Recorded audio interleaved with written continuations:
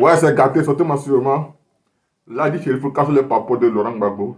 Donc, sans plus tarder, je vous laisse regarder la vidéo par vous-même. Likez, commentez, partagez la vidéo massivement comme d'habitude. Bon. Ça défait. Donc les pro-Gbagbo mythomanes, des voyous et des bandits, venez ici. Venez écouter ça. Très important. TikTok, tapotez. Je vais enlever ma caméra pour que vous soyez au même niveau d'information que moi. J'enlève même ma caméra, je mets la caméra ici. Vous allez voir, TikTok. Le réseau a été démantelé. Le vrai voleur. Communiqué de presse du 19 janvier 2012. Le mardi 10 janvier 2012, les services de police ont été informés de l'existence d'un réseau d'établissements d'extrait d'actes de naissance frauduleux dans le département d'Issia. D'Issia. Ah, ça nous fait rappeler de qui? Désiré Tagro, Boumboabré. Je crois que les deux là étaient d'Issia. Ça nous fait rappeler de qui? Boumboabré et Désiré Tagro. Un réseau de fabrication de faux documents a été démantelé dans le département de Issia. On y va. Au soutien de cette information, 42 registres d'état civil falsifiés et 12 extraits d'actes de naissance frauduleux portant le cachet de la sous-préfecture d'Issia et la signature de M. Pascal Kwaku Ndessa Dwengue, sous-préfet d'Issia, ont été mis à la disposition de la direction de la police criminelle. Ouvrant une enquête pour vérifier cette information, la direction de la police criminelle a convoqué M. Pascal Kwaku Ndessa Dwengue, à ce jour préfet du département et directeur général des cultes. Entendu, M. Pascal Kwaku Ndessa Dwengue, sous-préfet d'Issia au moment des faits, a reconnu avoir signé, en dehors des procédures légales, des milliers d'extraits d'actes de naissance sur injonction de feu le ministre Désiré Tagro. Sous injonction de ministre Feu Désiré Tagro. C'est-à-dire qu'on fabriquait des faux documents et c'est Désiré Tagro, pro-Gbagbo, qui donnait ordre à ces gens-là d'aller fabriquer ces faux actes de naissance. Et tout cela se retrouvait sur la liste électorale. Son ministre de tutelle. Les enquêteurs de la police criminelle se sont ensuite transportés à Issia et à Daloa aux fins d'approfondir leurs recherches. Il est apparu que les nommés Feu Zozo Niaore, Camille, agent administratif à la sous-préfecture d'Issia et fédéral adjoint du FPI d'Issia, Bodo Nangoulou Festin, administrateur civil à la retraite, coordonnateur général du cercle d'action stratégique du département d'Issia, Dobo Georges, ex-Drenne de Daloa, ainsi que le contrôleur général de police à la retraite, Lago Daliba Bernard, secrétaire exécutif du dit cercle, ont activement participé à cette opération bien planifiée dans le cadre des activités de cette association créée par des cadres du département d'Issia. Pour les besoins de l'enquête, les sieurs Pascal Kwaku Ndessa Dwengue, Bodo Nangoulou Festin et Dobo Georges ont été placés en garde à vue dans les locaux de la direction de la police criminelle. L'enquête suit son cours et les résultats seront transmis au parquet. Fait à Abidjan le jeudi 19 janvier 2012 pour la police nationale. 19 janvier 2012, ce réseau a été démantelé. Et ce n'est pas encore fini, chers frères. Vous serez surpris de ce que je vais vous montrer tout à l'heure encore. Alors, population de Côte d'Ivoire, les mêmes faux documents et des fabrications d'actes de naissance avaient aussi été, oui, je reviens, chère population de Côte d'Ivoire, les mêmes faux documents et des fabrications d'actes de naissance avaient été retrouvés au domicile de qui? De Zadi Bapé Grégoire alias Charles Bleu Goudé. Ouais, c'était un réseau. Je reviens encore. Population de Côte d'Ivoire, les mêmes faux documents et des fabrications d'actes de naissance avaient été retrouvés au domicile de Zadig Bapé Grégoire Charles Blé Goudé, le rat aux 1000 trous. Ils avaient un réseau, ils avaient un vaste réseau même. Alors, je vais vous montrer. Zadig Bapé Grégoire, le rat aux 1000 trous. Tous des faussaires seulement. On écoute, regardez le reportage rapidement. Les forces républicaines de Côte d'Ivoire ont réquisitionné le domicile de Charles Blé Goudé, leader des Jeunes Patriotes. De nombreux objets ont été saisis, nous dit notre reporter Patricia Omo. Le leader des Jeunes Patriotes, Charles Blé Goudé, s'adonnait au faux. Après la perquisition des forces républicaines de Côte d'Ivoire à son domicile, plusieurs objets ont été trouvés. Quand on est arrivé, on a vu que la maison était déjà saccagée par les miliciens. Regardez, la maison était saccagée par les miliciens. Et voilà les preuves. Voici les preuves, les actes de naissance, les cartes d'identité versés. On a découvert des extraits de naissance vierges avec des registres de naissance. Hein? Registre de naissance au domicile. Les gars se permettaient de faire des faux papiers pour prendre des Libériens pour leur attribuer la nationalité ivoirienne. Ça, c'est Zadig Bapé Grégoire, le rat au 1000 trous, Charles Blé Goudé. Là, dit, ouais, là, dit, t'es un chef.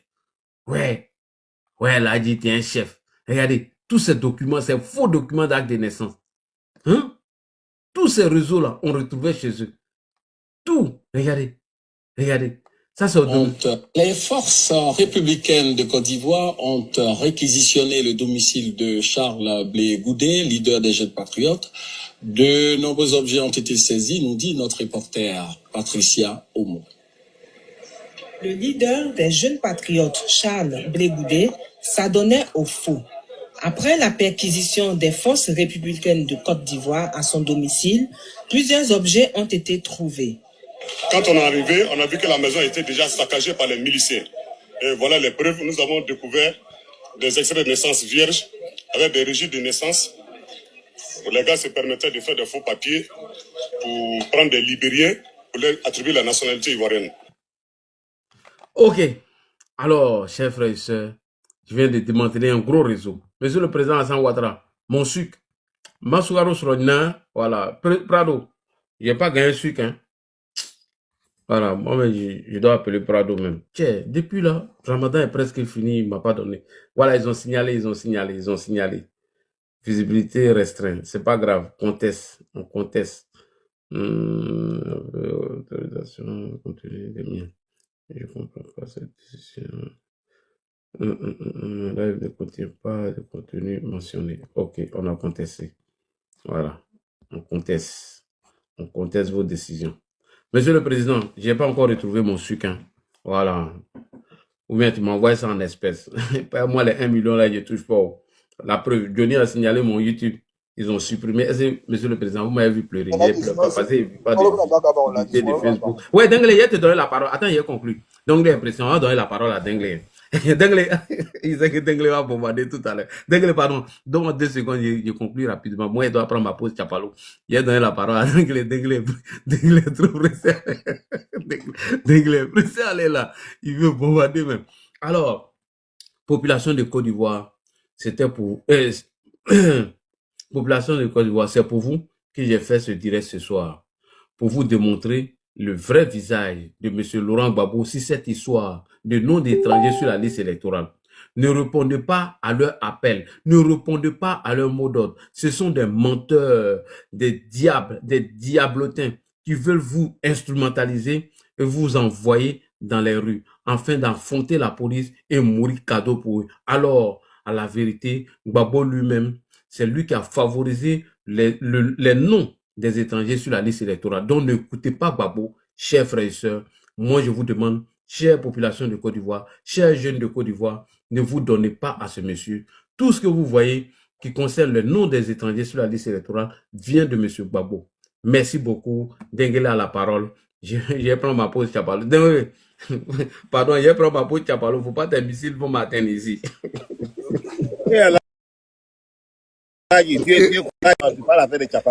Hein? Non, j'ai dit, il ne faut pas ces missiles vont m'atteindre ici. Denguele, lui, là, envoie son manu, il ne calcule pas. Vas-y, Denguele, on t'écoute. Tu es bien habillé, tu es comme un bon imam, il ne faut pas parler à faire de Chapalo. Mon frère, ferme ton micro. C'est Dengle qui a la parole. Dengle, c'est parti. Bonsoir. Bonsoir à tous. Bonsoir Ali, La Vérité, Solko. Bonsoir l'opposition, Flafla, Abou. Bon, vraiment, là, tu as tout dit. Franchement, quand tu finis de parler, souvent, quand on veut parler, on se répète, mais comme la répétition est pédagogique. Merci beaucoup. Clair et net. Voilà. Moi, pour qui m'a émis, ça me fait mal, mais pas trop. Moi, le jour où j'ai vu l'image où il y a un Libanais à la peau blanche qui traitait nous, les gens du Nord d'étrangers, j'ai compris que c'est avec les armes que Laurent Gbagbo, il fallait le faire partie. Ces jours-là, et puis j'ai dit à des gars, ils m'ont dit vraiment, tu nous as dit.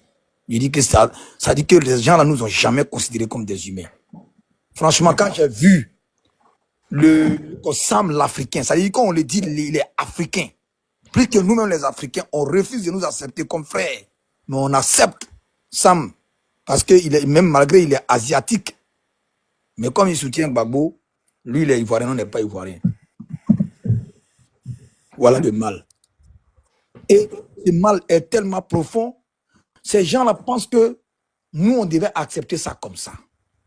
C'est pour ça, une fois, Arthur Banga les a dit, mais vous supprimez vote des gens et vous croyez qu'ils vont s'asseoir pour vous regarder. Et l'autre qui justifie, il dit, je ne justifie pas la guerre. Mais est-ce que toi, tu penses que vous allez supprimer leur vote et puis ils vont vous regarder? Laurent Gbagbo est bel et bien l'initiateur de ceux qui ont inscrit les étrangers sur la liste électorale.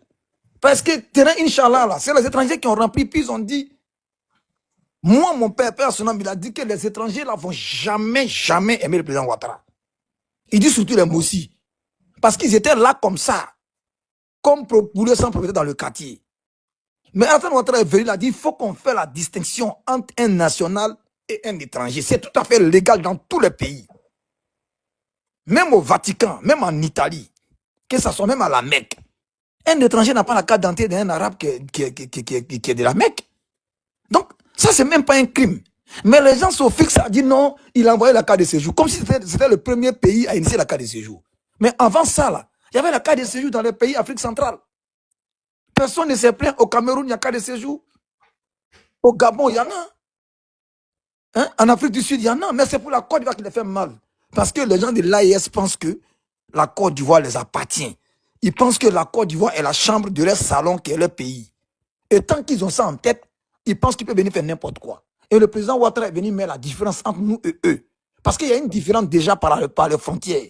Parce que nos parents cotisaient pour le parti unique PDCI.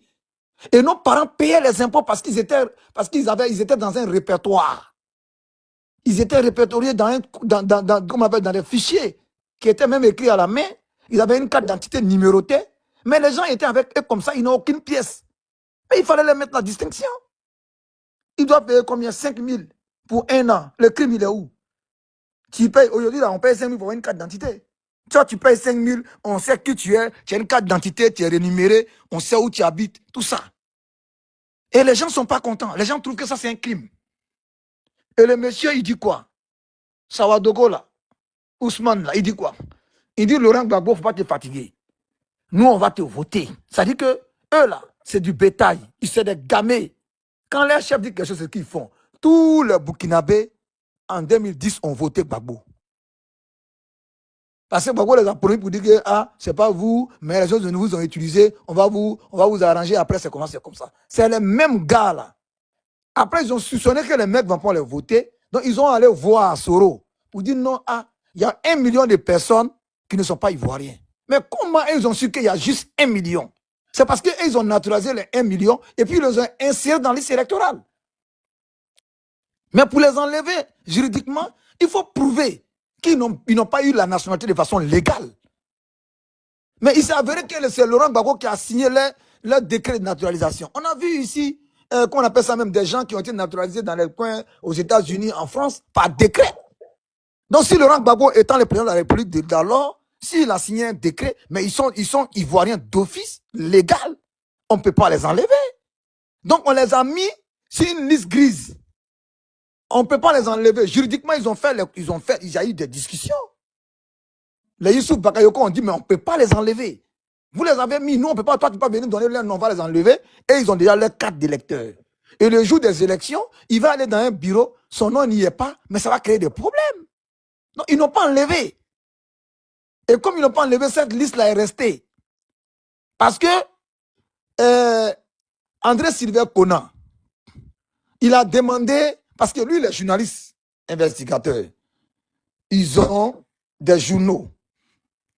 Il a demandé, comme il a le droit, il a appelé, c'est lui qui le dit, hein, il dit que lui, il a appelé Maître Blessy, qui a dit qu'il y a 2 millions. Le PPACI dit qu'il y a 3 millions. L'a dit.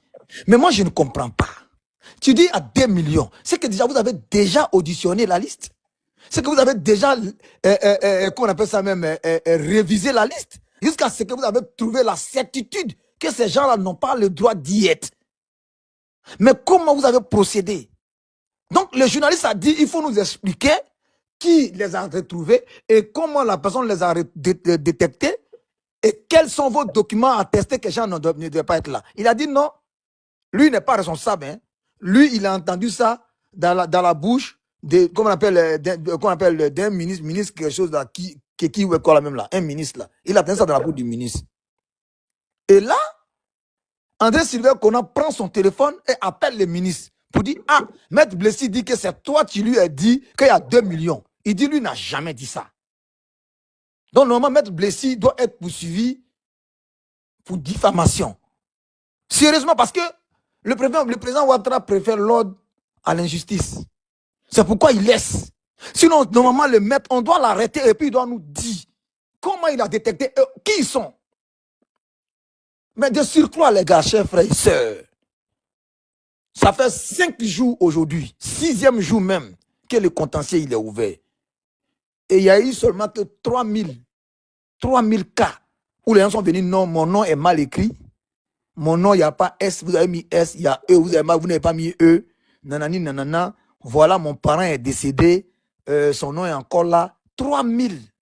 Et ça, ce sont les parents et les concernés eux-mêmes. Aucun membre du PDCI ne s'est présenté.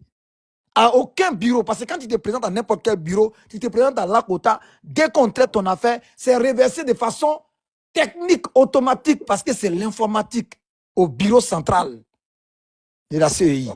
Mais personne d'entre eux, ni à Gagnoua, même chez Laurent Gbagbo, ni chez Madame Gbagbo, ni chez Bleu Goudé, ni chez Soro Guillaume, ni chez Tidiane Thiam, je ne sais pas où, dans quel village, mais personne. Moi, c'est ce que moi je veux savoir. Ils attendent quoi pour venir montrer la femme qui a 100 000 enfants? Ils n'ont qu'à venir nous montrer cette femme-là qui a 100 000 enfants. Et il faut qu'on nous donne la carte d'identité de chaque enfant et voir que c'est la même femme. Et il faut que nous sortent aussi le jugement, comment on appelle ça même, copie intégrale. Parce que c'est dans la copie intégrale que c'est bien déterminé le nom de tes 2 parents. Il faut la copie intégrale de chacun d'entre eux pour savoir que c'est la même personne qui les a mis au monde. Et c'est ça la réalité. Ils ne peuvent pas. Parce que c'est leurs imaginations. Au fait, c'est des fous. L'explication en grammaire de la folie, c'est quand quelqu'un prend son imagination pour de la réalité, on dit les fous. Ce sont les syndromes de la folie. Et ses opposants sont fous. Parce qu'ils prennent leurs imaginations pour de la réalité. Et ils déversent ça à leurs enfants et leurs petits frères. Eux, ils sont convaincus parce que c'est leurs grands frères et leurs pères et leurs mères qui leur ont dit. Donc pour eux, c'est une vérité. Donc c'est une tromperie de masse familiale, ethnique. Donc moi, franchement, je me dis que jusqu'à quand les Ivoiriens, on va continuer à mettre la Côte d'Ivoire dans l'ignominie devant tous les Africains?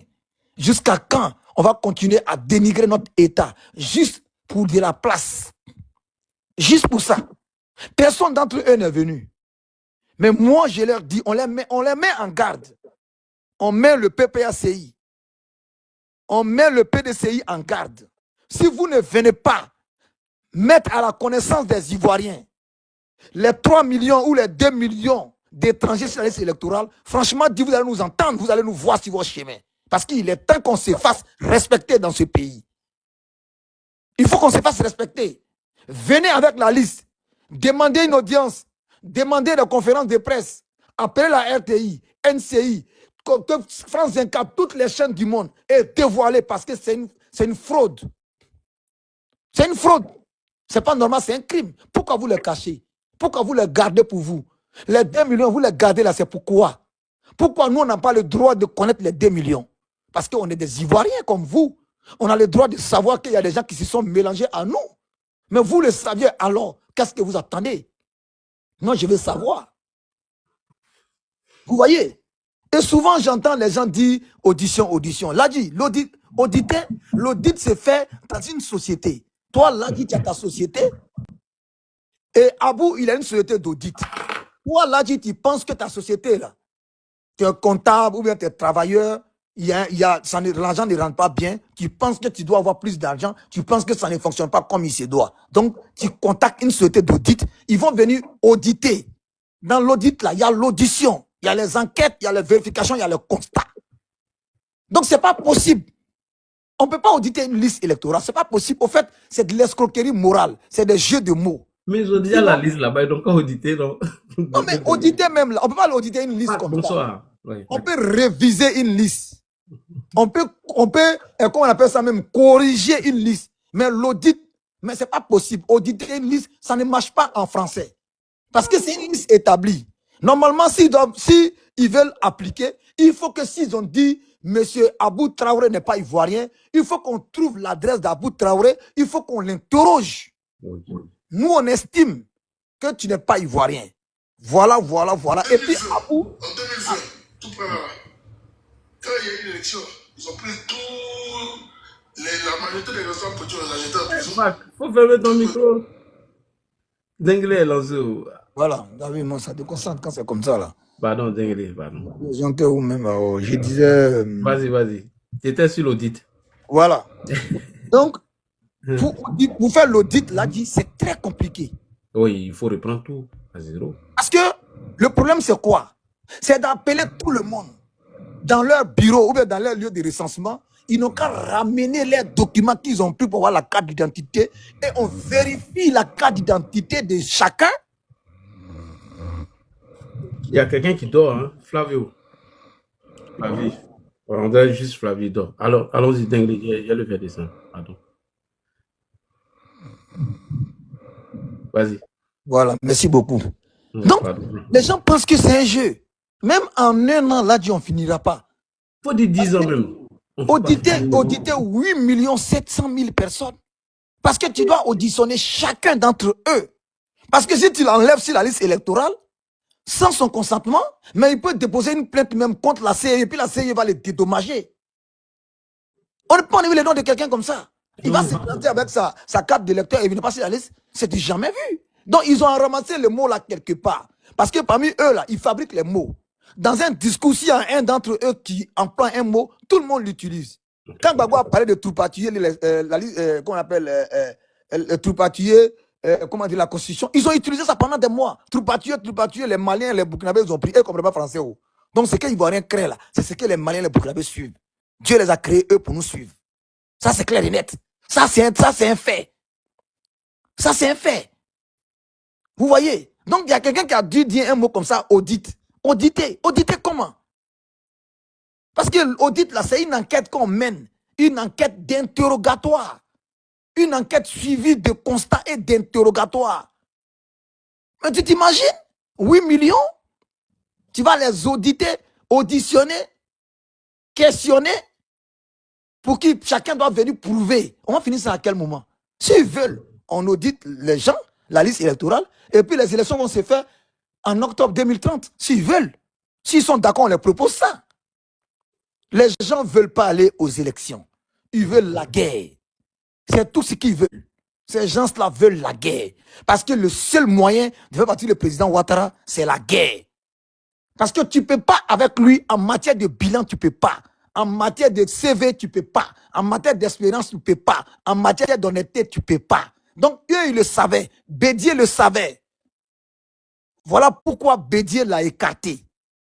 Parce que c'est lui qui a freiné le vol de Bédier dans la caisse noire de l'État. Il y avait une caisse noire, l'a dit, pour l'État, pour les ministres. Le président Ouattara a mis fin à ça. Oui. J'ai des vidéos, après je te ramène. D'accord.